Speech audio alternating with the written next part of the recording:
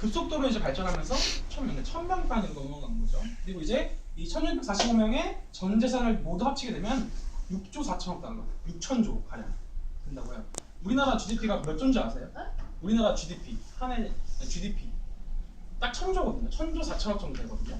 미국이 이제 한 1경 4천조 되고 우리나라가 이제 1000조 4천억 정도 되는데 우리나라의 부의 6분의 6배, 우리나라 부의 6배에 해당하는 금액을 1645명이 갖고 있는 거예요. 그리고 이걸 좀 더 단적으로 표현하면은 15개국의 GDP의 총합을 합친 거와 맞먹는 숫자라고 해요. 이 6조 4천억 달러가.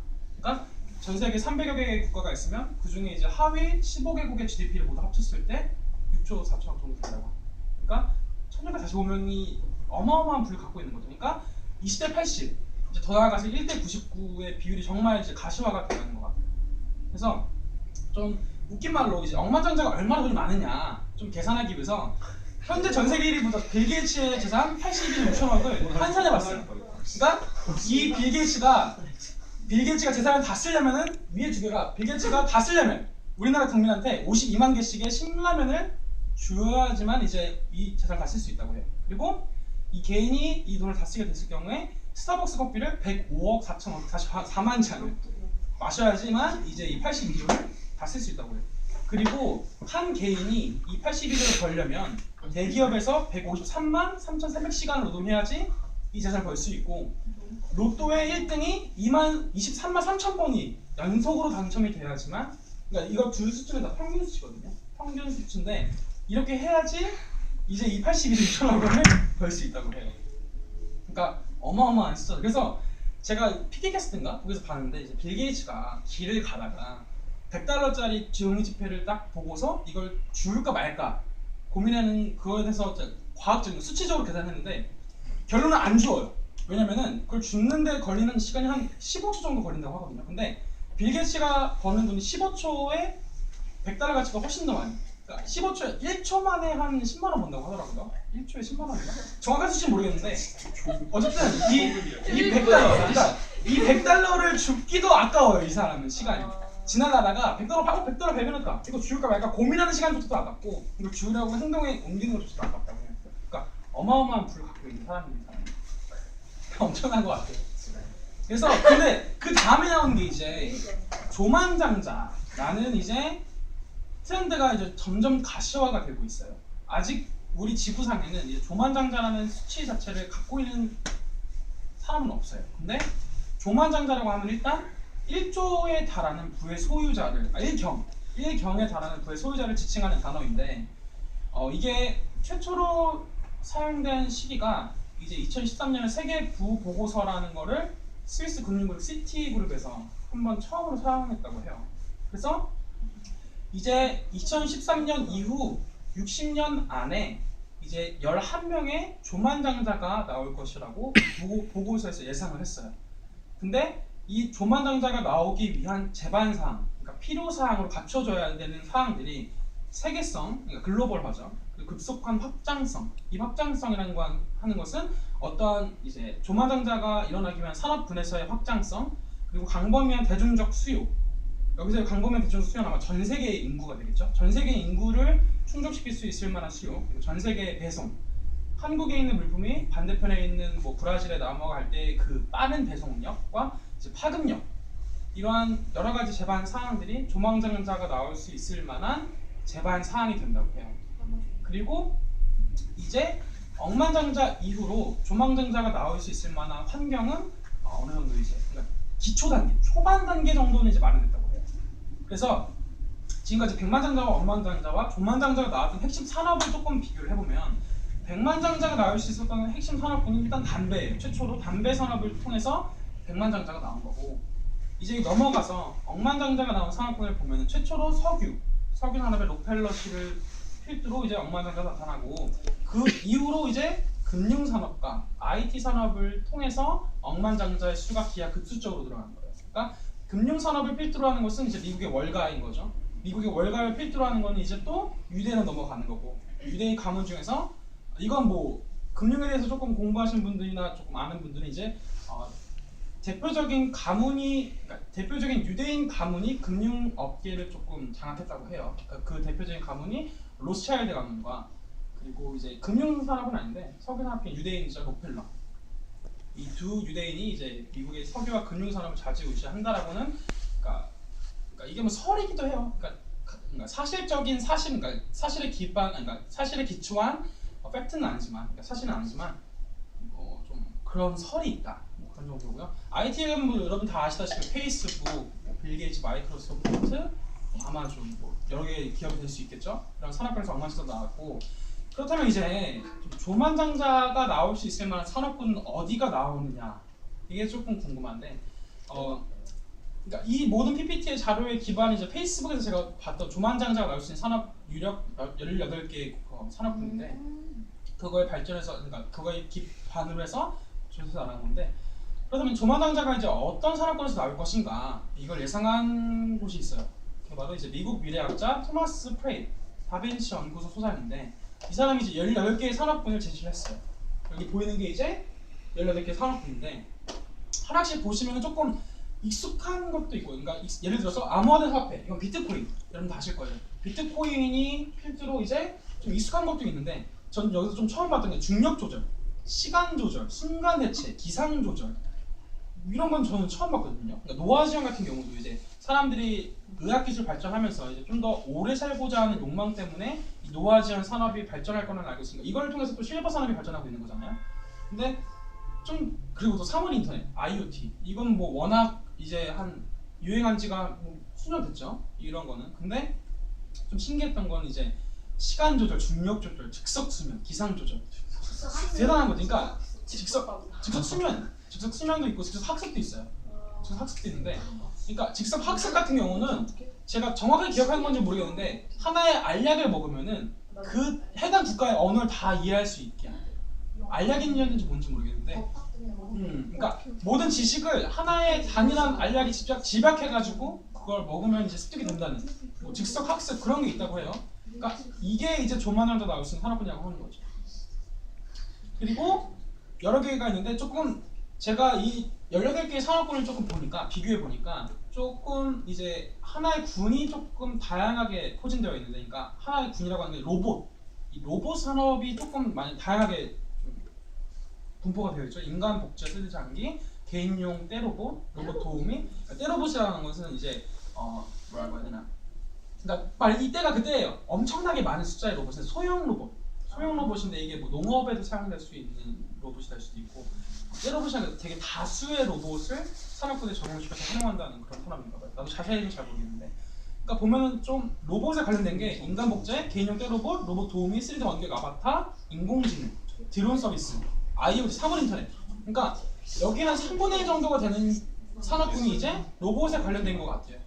그래서 조금 제가 이제 이 18개 산업군 중에서 좀 더 한 가지의 산업군을 자세하게 설명을 조금 드리고 싶은데 자세한 것도 아니에요. 좀 대충 설명을 드리면 인공지능에 조금 초점을 맞췄거든요. 그러니까 AI라고 하죠. Artificial Intelligence라고 하는 건데 사전적인 의미래요. 철학적으로 인간성이나 지성을 갖춘 존재라고 명칭을 하더라고요. 존재. 저는 기계에다가 이게 존재라는 명칭을 한 거는 그러니까 사전적으로 이렇게 존재를 명칭하는 줄은 몰랐는데, 존재라는 건 사람한테만 적용시킬 줄 알았는데 저는 그런 줄 알았는데 인공지능 객체에게도 존재라는 명칭을 하더라고요. 그리고 이제 이거는 이제 시스템에 의해 만들어진 지능, 그러니까 인공적으로 사람에 의해서 만들어진 지능이라고 해서 인공지능이라고 하고, 이 인공지능은 두 가지 분류로 나눠진다고 해요. 강인공지능과 약인공지능인데, 우리가 흔히 생각하는 그러니까 사람과 똑같은 지능을 가진 객체, 존재를 강인공지능이라고 한다고 해요. 그러니까 인간이 만든 기계가 스스로 사고하고 학습하여 인간과 같이 사고와 및 발전을 하는 것을 강인공지능이라고 명칭하고, 이게 우리가 흔히 걱정하고 생각하는 인공지능이라고 해요. 그리고 그 다음으로 약인공지능이라는 게 있는데, 이 약인공지능은 스스로 사고하는 체계를 만들어주는 기계, 그러니까 강인공지능이 나오기 위한 도우미 역할을 하는 약인공지능이라고 생각하시면 될 것 같아요. 저도 이거에 대해서 자세한 사전적 의미는 모르지만 좀 그런 개념으로 이해하시면 될 것 같고요. 흔히들 이제 인공지능 하면, 그러니까 우리가 이제 창업동원이잖아요. 그러니까 이 인공지능에 대해서 사전적 의미를 그렇게 설명을 마치고 이제 세계적인 트렌드, 세계적으로 인공지능은 어떻게 이끌어가고 있고 대표적으로 어떤 기업이 있느냐에 대해서 설명을 드리면 일단 인공지능 산업 자체는 나온 지 한 60년 정도 됐다고 해요. 60년 정도 되는 이제 인공지능 산업인데 이거에 대해서 이제 선도하고 있는 업체의 대부분은 미국에 있다고 해요. 그 중에서도 미국 IT 기업을 중심으로 현재 급속도로 인공지능이 발전하고 있는데 대표적인 기업이 구글, 페이스북, IBM이에요.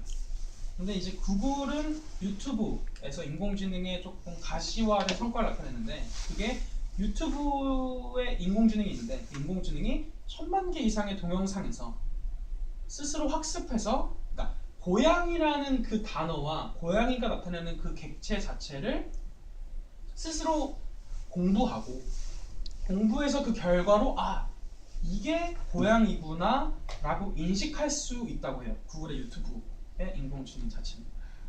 그리고 페이스북의 딥페이스라고 있는데 이거는 페이스북 쓰는 사람 다 알 거예요. 그 네모칸 나오잖아요. 근데 되게 신기한 게 저도 최근에 알았는데 그 사진 하나 그냥 업로드하면은 그게 사람이 얼굴이 인식이 되면은 그 인식된 얼굴이 누군지에 대해서 그냥 스스로 인식해가지고 보여주더라고요. 그러니까 예를 들어서 다 사진을 찍었으면은 만약 솔로나 얼굴에 딱 메모가 되면은 내가 솔로나라고 알려주지 않았는데도 거기에 솔로나라고 뜨더라고요. 100%. 그러니까 사진에서 사람의 인식을 얼굴을 인식할 수 있게 되는 인공지능인 거죠. 그리고 IBM의 왓슨 컴퓨터라는 게 있는데 이 왓슨 컴퓨터는 복잡한 질문에도 스스로 사고해서 대답할 수 있는 인지 컴퓨터라고 해요. 복잡한 질문이요. 이 복잡한 질문이라는 게 이제 뭐라고 해야 되나? 그러니까 일반적으로 컴퓨터는 이제 수학 문제를 풀잖아요. 수학 문제가 아니라 철학적인 문제라고 할까요? 뭐 그런 문제에 대해서 이제 그러니까 심오한 문제 말고 그냥 복잡한 질문이라는 게 조금 스스로 생각해가지고 그러니까 철학까지는 아니고 뭐 고도 발전의 질문이라고 할 수 있죠. 그런 건데 이걸 스스로 사고해서 대답할 수 있는 인지 컴퓨터가 했다고 해요. 그래서 미국을 필두로 이런 대표적인 세 개의 기업이 인공지능을 지금 개발하고 있고 이거에 대항해서 이제 아시아에서의 기업들이 인공지능에 참가하고 있는데 대표적으로 일본의 소프트뱅크, 중국의 바이두와 알리바바가 인공지능 산업에 진출해가지고 발전시키고 있다고 해요. 우리나라는 없어요. 아직 우리나라는 가시적인 기업이 없습니다. 아직 대기업 중에서도 뭐 LG 정도 무슨 연구 스터디를 만들었다고 하는데 자세하게는 잘 모르겠어요. 한국 기업에서는 인공지능에 대해서 잘 나타내지 못하고 있는 것 같아요.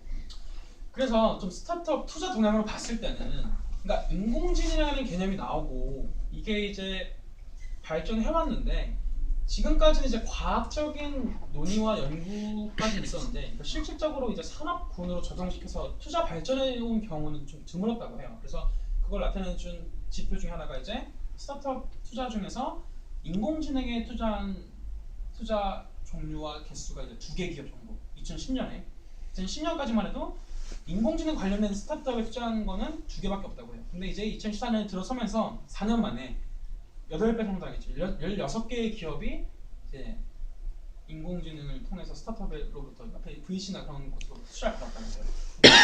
요즘 인공지능이 좀 하나의 새로운 트렌드, 스타트업 트렌드 중에 하나라고 말할 수 있겠죠.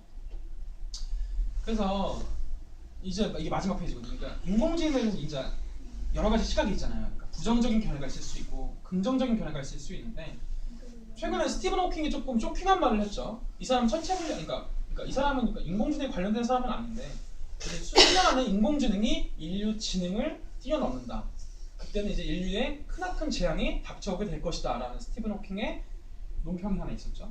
그리고 앨런 머스크 다 아실 거예요. 그러니까 아이언맨의 표본과 모델이 이제 앨런 머스크라는 사람인데 이제 앨런 머스크가 뭐라고 했냐면 이 사람이 지금 자동차 그룹 하나 하고 있거든요. 이거 까먹지 테슬라. 네, 테슬라의 대표사가 이제 앨런 머스크인데 이 앨런 머스크가 한 말이 뭐냐면은 컴퓨터가 이제 점점 지능화돼서 인간의 애완견처럼 키울 수도 있다. 그러니까 기본적인 견해가 이제 인공지능이 곧 인간 지능을 넘어서게 될 것이다라고 앨런 머스크는 인정을 했고 20년 내에 무인 자동차가 보편화되고 사람의 운전 자체가 금지가 될 것이라고 앨런 머스크는 예측을 했다고 해요. 그리고 이제 더 나아가서 긍정적인 근데 부정적인 견해는 이랬고 좀 긍정적인 견해로 본다면 그러니까 우리 영화 많이 봤잖아요. 그러니까 좀 고위험 산업군 뭐 높은 곳에 올라간다던가 조금 기계에서 뭔가를 만진다던가 그런 고위험 산업군에서 인간 대신 투입돼서 인간의 안전성을 보장한다던가 인간의 한계적 지능에 대한 보완 체계로서 인류 발전에 기여를 하게 된다. 뭐 이런 긍정적인 견해도 있어요. 그렇다면 이제 부정적인 견해와 긍정적인 견해는 봤는데 그럼 과학적인 견해는 어떠냐? 그러니까 이게 정말로 부정적인 견해에서 인공지능이 인간 지능을 정말 뛰어넘을 수 있느냐에 대한 과학적인 견해를 좀 살펴보면은 일단 답은 노우예요. 최근까지, 그러니까 근래까지는 노우라는 게 과학적인 견해라고 해요. 근데 과학자의 주된 의견은 아니고요. 저의 주관에 들어가는 과학적 견해를 봤을 때, 제가 조사한 주관적인 과학 조사를 봤을 때 바탕을 쓸 때는 아직까지는 무리라고 해요. 그리고 이거를 조금 나타낼 수 있으니까 이거의 사실에 대한 근거로서는 현재 인공지능의 개발 방향 자체가 인간의 지능을 흉내내는 게 아니라 복잡한 계산을 빠르게 할 수 있는 것. 예를 들어서 수학 그런 복잡한 계산을 빠르게 해결하는 능력에 초점이 맞춰져서 인공지능이 지금 개발되고 발전되고 있지 인간 지능을 흉내내기 위한 방향으로 지금 개발이 이루어지고 있지는 않다고 해요. 그리고 다른 걸로 이제 데이터 종류를 구별하고 빅데이터 그런 거 종류를 구별하고 약간 수정할 수 있도록 개발 방향이 맞춰져 있어서 이러한 개발 방향으로는 인간 지능에 정말 도달하기, 그러니까 인간은 심오하잖아요. 이 심오한 뇌에 도달하기 위해 이런 방향, 이런 초점으로 이루어지는 개발 방향으로는 인간 지능에 도달하기 위해서는 앞으로 수십 년에서 수백 년까지 소요된다고 해요. 그래서 아직까지는 뭐 인간 지능을 인공지능이 뛰어넘지는 못할 거다. 하는 게 과학적 견해로 아직 있다. 그래서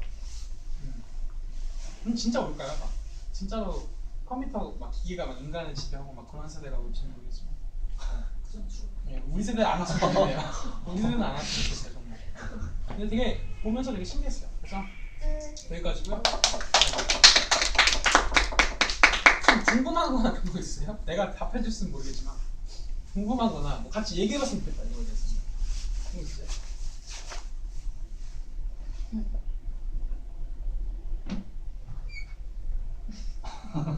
괜찮아요? 그럴 거 없어요? 가져와서 모르겠는데. 되게 신기했어요. 그럼 중간전자나 경반전자나 다 이제 부가 다 쏠리는 건가 그쪽으로 아니면 그렇죠. 일단 절대 소수가 절대 다수의 불을 이제 독점하는 세계에서 이대로 간다면 이대로 경제 발전이 이루어진다면 그래서 뭐 옛날에는 20대 80, 20%의 사람이 80%의 불을 차지한다는데 이제는 1대 99로 바뀌었죠. 너무한 것 같아요.